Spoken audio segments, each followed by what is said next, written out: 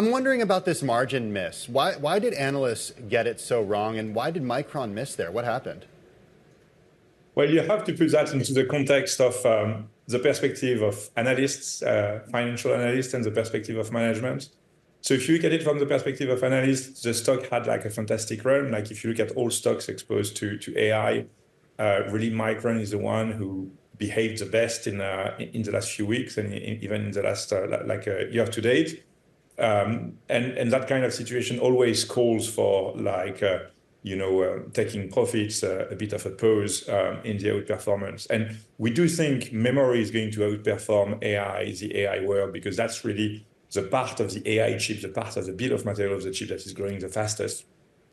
And so when you get more demand, memory margin should expand. And if you don't get that immediately, the stock ran into the numbers expecting that, so there is a profit taking. Does that mean there is a change in trend, something weird happening? No. If you look at it from the perspective of management, the situation is interesting. As a CEO of Micron, you don't want to warm up investors too much on margins for two reasons. The first one is that you don't want to set expectations too high to avoid situations like today. And the second one is your clients are listening to the call as well. And you don't want to brag too much about margin expanding because for your clients, it means, your pricing is going up. Okay, so let's talk big picture a little bit. How would you characterize Micron's really stacking up to competition when it comes to this high bandwidth memory? Yes, so high bandwidth memory is going to be the largest segment of memory at the end of this year, and it barely existed 3 years ago. At the moment, from a technological standpoint, Micron and Hynix are in the lead position for high bandwidth memory. They are coming up in the market the earliest with the latest generation of these chips. And Samsung is like running a bit behind, like struggling a bit with their production, but I think they will eventually catch up. And at the end of the day, what you have to keep in mind is that this market is going to remain a triopoly. Only these three companies have the technology, have the decades of experience required to be able to manufacture these chips. And what really matters is that if you look at the H100, the GPU that is largely deployed today from NVIDIA, it has 96 gigabytes of HBM. The Rubin Ultra that will roll out in 2027 is going to have 1 terabyte of HBM, 10 times more. That's really what the opportunities these guys are facing. Pierre, what would you say when you look out across this year and even into next year, the cycle looks like, the trend looks like when it comes to PCs and smartphones? Is there concern there still about weakness?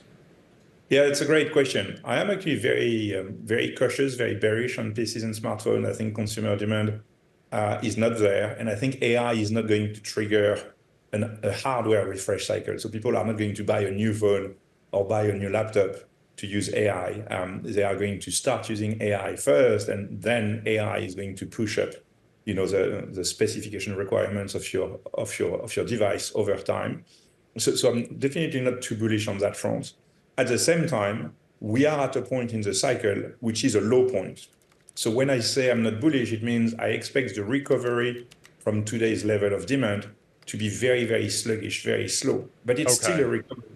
So the story for Micron is these businesses are at a low. They're going to recover very, very little, but the data center business is really going through the roof. Hey, Pierre, we only have just 20 seconds left for this answer, but a little bit of a pivot because we're just learning that Tencent has launched upgrades of a DeepSeek-style reasoning AI model. 20 seconds on your reaction to what China's doing when it comes to reasoning. Yes, AI is just joining the pack. Everybody is doing the same. Every time you create a great model, you have like a lot of innovation happening to try and make the model more efficient.